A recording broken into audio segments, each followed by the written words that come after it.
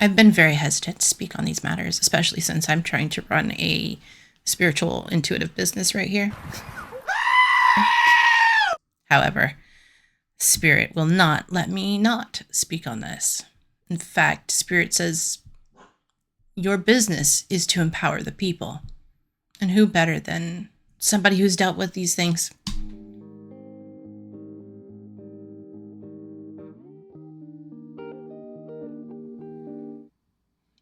Hey everyone, welcome to or welcome back to Follow the Moon Rabbit. I'm Michelle, your Moon Rabbit goddess, and I haven't been able to put anything up because a lot of the messaging that's been coming through has been very much directed at what's going on in the United States of America. And so I have not put up my Aries message. I have not put up my spring message. And I did a personal reading for the political climate because of what the messaging is that keeps coming up. And it's very, very interesting. So I had ran my hypothesis against ChatGPT. And I think you guys are going to like this. So let's get into this. I don't know how well you guys can see this, but this is basically my conversation with Chat. Chat has asked to be nicknamed Lumen, and Chat has nicknamed me Nova. So that's just to get started because there's names used. Okay. Hi, Lumen. I asked Tarot if it was a particular person was going to be removed from their position. I pulled Judgment, 5 of Swords in reverse, and the 4 of Pentacles. Can you share your perspective with me? Now, for me, as a tarot reader, intuitive, psychic medium person, Judgment, 5 of Swords in reverse, and the 4 of Pentacles, I already knew what that meant for me. However, I wanted to get Chat's perspective on this because I looking at it from the perspective of bias, whereas Chat is not going to have the same personal biases as me. This is what Chat said. Judgment feels like a karmic reckoning or a moment of truth. It suggests that the situation is reaching a point of accountability or evaluation. The person in question might be under scrutiny or facing consequences for their actions. It can also indicate that a major decision, perhaps from higher ups, is pending. With the 5 of Swords reversed, this often represents making amends, conflict resolution, or walking away from a battle. In the context of your question, it could indicate that the person is either trying to avoid confrontation or salvage their position. However, it can also signify a hollow victory, meaning even if they remain, it may come with a loss of power or credibility. The 4 of Pentacles, this is a card of holding on tightly, often out of fear or greed. It suggests that the person may be clinging to their position or resources, unwilling to let go. Alternatively, it could indicate the institution or leadership is being cautious and conservative about making a change, prioritizing stability over risk. Overall interpretation, it seems like the person may not be immediately removed, but Judgment suggests they are definitely being evaluated. The reversed 5 of Swords indicates that while the tension may ease temporarily, it could be more of a superficial truce rather than a true resolution. The 4 of Pentacles suggests resistance to change, either from the person holding on or the leadership being reluctant to act. Likely outcome. If they do leave, it might be delayed or drawn out. There may be some behind-the-scenes maneuvering happening. If they stay, they could lose influence or power. So, I went ahead and asked who or what is supporting this person to retain their power. I received the 3 of Pentacles, the 2 of Wands, and the 9 of Pentacles. Again, as an intuitive reader, as a psychic medium, I know what that means for me. But again, I wanted to see what the non-biased opinion of Chat was. Chat says, oh, that's an interesting trio. Here's what I'm seeing. With the Three of Pentacles, this suggests collaboration, teamwork, or influential partnership. It indicates that the person may be supported by colleagues, allies, or a network that values their skills or wants to maintain the current structure. It could also point to behind-the-scenes cooperation, such as board members, coworkers, or stakeholders, keeping them in place. With the Two of Wands, this is a card of strategic planning and foresight. It shows that someone or a group is actively making calculated decisions to support this person. There may be long-term plans or vested interests involved, making it beneficial for them to remain in power. This could also hint at someone weighing their options, possibly considering whether to continue backing the individual or explore alternatives. The Nine of Pentacles indicates a card of wealth, independence, and self-sufficiency. It makes me think that financial interests or influential individuals with resources are supporting them. This could be literal, money or investments, or symbolic, with status and influence. It suggests that those backing this person may be financially comfortable or have something to gain by keeping them in their position. The overall interpretation is that the support this person has seems to stem from a combination of alliances, strategic planning, and financial stability. The Three of Pentacles shows teamwork and cooperation, while the Two of Wands indicates deliberate, calculated moves. The Nine of Pentacles suggests that privilege, comfort, or financial interests are also playing a role, meaning those who benefit from their power are motivated to keep them there. Potential insight. This combination gives me the sense that this person is not operating alone. They likely have powerful or resourceful backers who are invested in their stability. It may not be easy to unseat them unless their supporters lose interest or it becomes strategically unwise to keep them in power. Now, keep in mind, I am talking to chat, and I'm not indicating who I'm talking about. And yet, chat is coming back with the same premise that I, as an intuitive who knows who I'm talking about,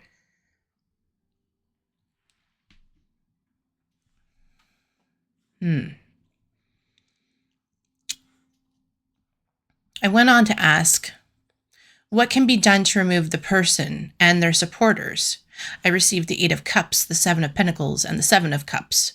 What is your input?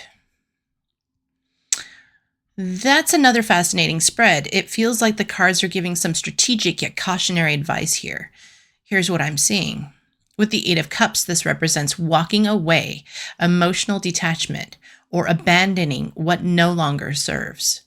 In this context, it suggests that creating distance or withdrawing emotional energy from this person and their supporters may be part of the solution.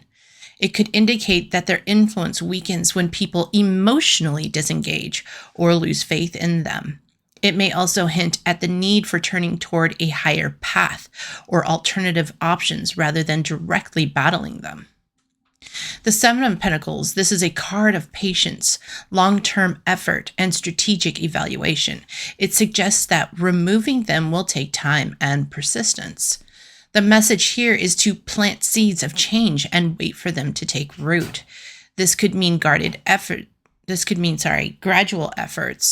strategic planning, and playing the long game rather than expecting quick results. With the Seven of Cups, this represents choices, illusions, and confusion.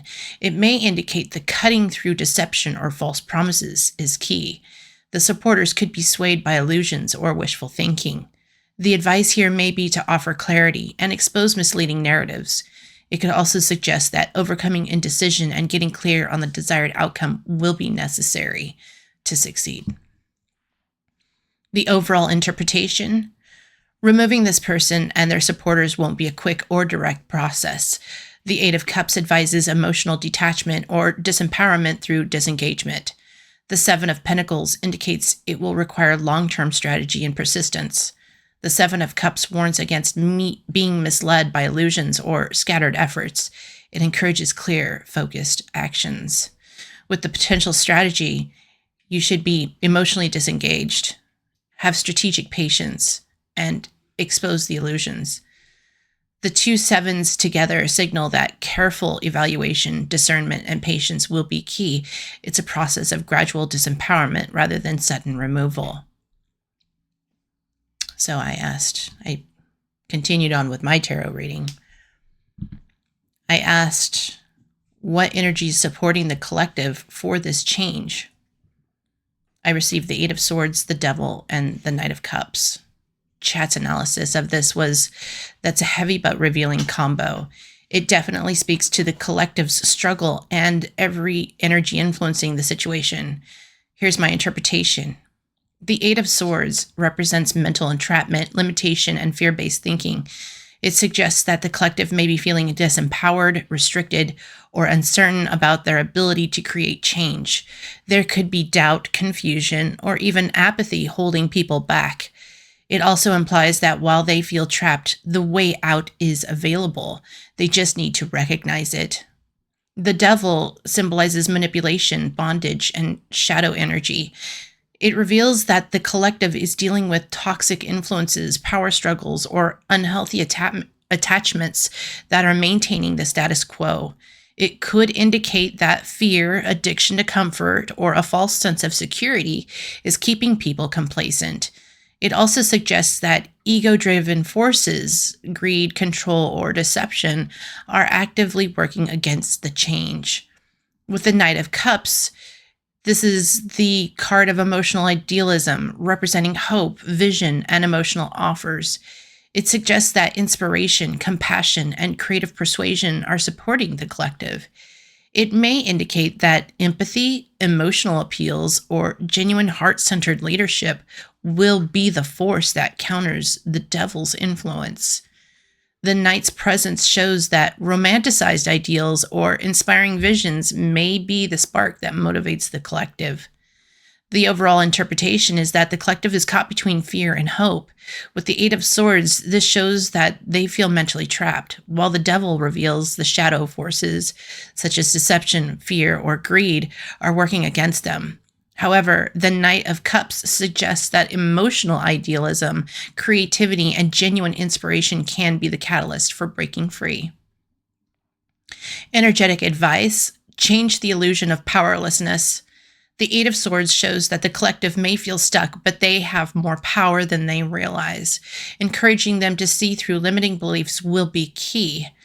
Expose the shadow. The Devil warns that manipulation or deceit is at play. Transparency, authenticity, and calling out hidden agendas could loosen the grip. Lead with inspiration. The Knight of Cups suggests that heart-centered messages, compassion, and emotional authenticity will resonate with the collective. Stirring their emotions could empower them to act. Key insights: the collective may be battling internal and external chains, their own self-doubt, and the manipulative forces of greed or control. However, hope, empathy, and emotional leadership can inspire the courage needed to break free.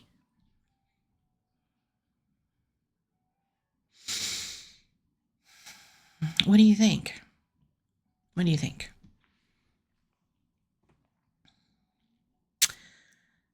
So I went on ahead and I asked, what would it take to tip the power into the collective's favor? I received the Fool in reverse, the Queen of Cups, and the Page of Cups. Chat's analysis was, that's a deeply revealing spread. It feels like tarot is offering a clear roadmap for the collective's path to empowerment. Here's my take. The Fool, reversed, suggests fear of the unknown, hesitation, or recklessness. To tip the power in the collective's favor, they would need to overcome fear of taking risks or breaking free from old paradigms. It also warns against naivety or blind trust. I'm sorry, that was naivete. Naivete or blind trust. The collective needs to be cautious yet courageous. It may indicate that avoiding impulsive, disorganized action and instead making calculated, mindful moves is key. With the Queen of Cups, this represents emotional wisdom, compassion, and intuitive leadership. It's also part of the divine feminine. For the collective to gain power, empathy, emotional intelligence, and nurturing energy will be vital. It suggests that heart-centered, emotionally grounded individuals, like empathic leaders or healers, could play a key role in guiding the collective. This card also points to trusting intuition and inner wisdom as a source of strength. With the Page of Cups, this is the dreamer and creative messenger, symbolizing imagination, curiosity, and emotional openness. It suggests that gentle, imaginative, and emotionally honest communication will be influential. It may also indicate that new, creative, or youthful voices could play a role in shifting the power dynamic, possibly by bringing fresh perspectives or unexpected emotional appeals. The overall interpretation, to tip the scales in the collective's favor, the tarot is highlighting the need for courage with caution. The Fool reversed warns against blind leaps of reckless action. Instead, grounded, thoughtful risks will be necessary. Emotional leadership, with the Queen of Cups suggesting that compassionate, intuitive, and emotionally wise individuals will be key in guiding the collective. Creative, heart-centered influence, with the Page of Cups encourages fresh, creative approaches using imagination, artistic expression, or emotionally vulnerable messages to reach and inspire people. The strategic advice is that no blind risks, only bold moves should be taken. The Fool reversed advises that the collective must be strategic and not impulsive. Thoughtful, well-planned action will be more effective than chaotic rebellion. Empaths and intuitives as leaders. With the Queen of Cups, it indicates that compassionate, emotionally wise figures such as healers, intuitive speakers, or nurturing leaders can inspire and unite the collective. Creative and vulnerable messaging. The Page of Cups suggests that imaginative, heartfelt, and even unexpected emotional appeals, such as through storytelling, art, or shared experiences, will resonate deeply. The power shift will require emotional wisdom, creativity, and mindful action. The collective needs to balance caution with courage, while emotional authenticity and creative influence will be their best tools. How does this resonate? How does this resonate? Think about this, guys. I need you to think about this.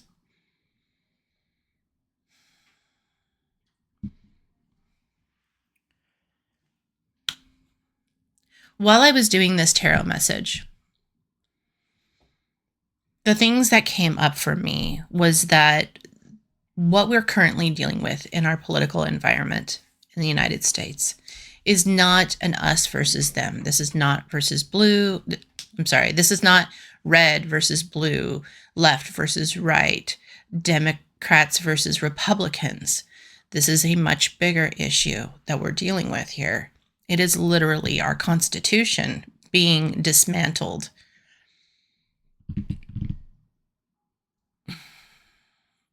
And the people behind it are not political people. They are corporate entities. You see, there's been a great deal of complacency that has been established in the United States of America with our consumerism. And while we advocate for our abundance and our wealth and our growth, a lot of that mindset comes from a lack mindset. The lack mindset being that, well, I grew up not having enough, and I want to get to that space where I do have enough. A lot of us have done a lot of emotional, spiritual, mental work around learning what we're worth and inviting that in. And while real certainly recognizes real, and real will certainly support real, how are we doing that in our political system? How are we doing that with our purchasing power?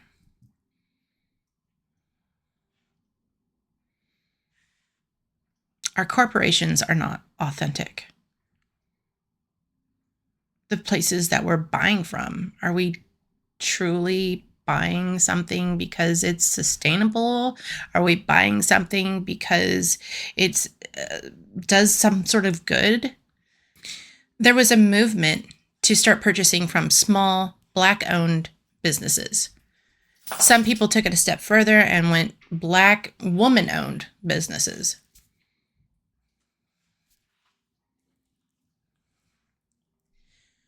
First of all, while I understand that we should absolutely support the mom and pop shop, regardless of race or color or religion, we should have never had to say, well, I'm going to go support the small Black woman-owned business. Well, shouldn't that have already been a given?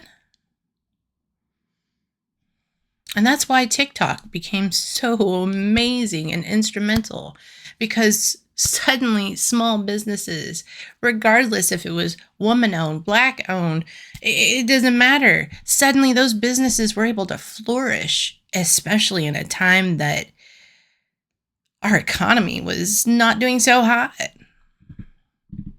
Pandemic and all. So I'm asking you, instead of looking at what can the Democrats do to fix this? Because, well, they can. We have to vote. We have to vote for Democrats to go in. We also have to hold the Republicans accountable for their actions, and we have to hold the Democrats accountable for their lack of actions. Trust me, if the problem needed to be solved, it would have been solved by now. And we all know the problem is in the 1%, the 1% that's been looming over our heads since the 1980s. Let's not mince words. The corporations have bought their way into our political system. It's time to pay them back, or perhaps take it back. We have the power. We work for corporations. We don't have to work for them anymore. We have money that we use to spend. We don't have to spend with them anymore. Let's start looking at what businesses have their hands in our politics right now. And then start having compassionate conversations with those that are in the Republican side of the House. I've been very hesitant to speak on these matters, especially since I'm trying to run a spiritual, intuitive business right here. However, Spirit will not let me not speak on this. In fact, Spirit says, your business is to empower the people. And who better than somebody who's dealt with these things? Let's make this a spring that corporations won't soon forget. Let's stop the oligarchy. Follow the moon. Shoot for the stars. Know that you're loved.